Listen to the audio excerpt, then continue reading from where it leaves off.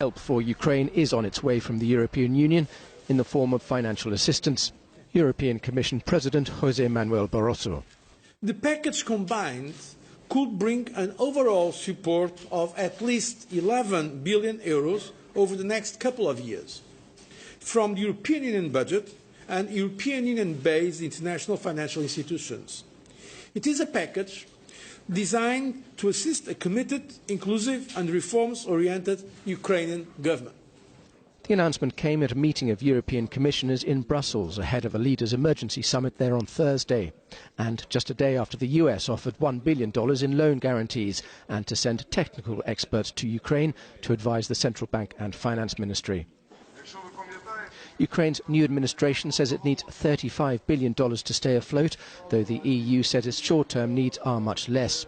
It's close to bankruptcy due to economic mismanagement, high energy costs and currency turmoil. The West has been stepping up efforts to persuade Moscow to pull its forces from the Ukrainian Crimean Peninsula, but an agreement on coordinated sanctions still appears unlikely. IG's Brenda Kelly.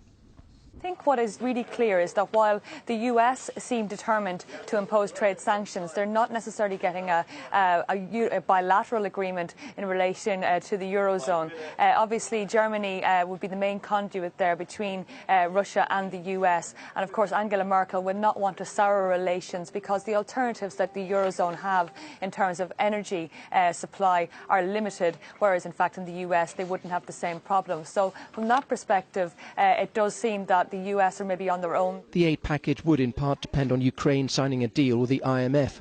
The EU also plans to bring forward trade benefits Ukraine would have received if it had signed an association deal with the EU last year.